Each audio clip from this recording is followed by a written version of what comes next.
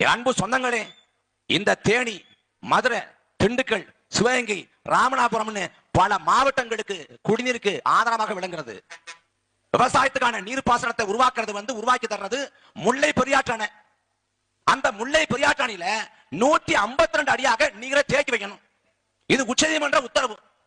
அப்படி 152 அடியா தேக்கணும்னா அந்த முல்லை பெரியாற்று அணைக்கு அருகாமையில பேபி அணை அப்படின்னு ஒரு அணை இருக்கு. அந்த அணையை சுத்தி 15 மரங்கள் இருக்கு. அந்த மரங்களை வெட்டினா மட்டும்தான் அந்த பேபி அணையை வலுப்படுத்த முடியும். அந்த பேபி அணையை வலுப்படுத்தினாதான் 152 அடியா தண்ணீரை சேமிக்க முடியும். இந்த 15 மரங்களை வெற்ற அதிகாரம் நம்ம கிட்ட இல்ல. ஏன்னா அந்த மரம் இருக்கிற இடம் கேரளா அரசின் கட்டுப்பாட்டுல இருக்கு. அந்த 15 மரங்களை வெட்டுவதற்கு அனுமதி கேட்டு கேரளாவுக்கு பல ஆண்டுகளாக தமிழ்நாடு சார்பில் கடிதம் எழுதப்படுது. கேரளாவை யார் ஆண்டாலும் சரி, உமன் சாண்டி ஆண்டாலும் சரி, பினராயி விஜயன் ஆண்டாலும் சரி, இப்ப கடிஷன் ஆண்டாலும் சரி, யார் ஆண்டாலும் அந்த 15 மரங்களை வெட்டுறதுக்கு அவன் அனுமதி தர மாட்டேங்கிறான். ஒரு மரத்தை வெட்டி சாய்த்தால் அதற்கு இணையாக 100 மரங்களை 1000 மரங்களை நட்டு வளர்த்து பராமரிக்க முடியும். இருந்த போதிலும் மரங்களை வெட்டக்கூடாதுன்னு தெளிவா இருக்கேன்.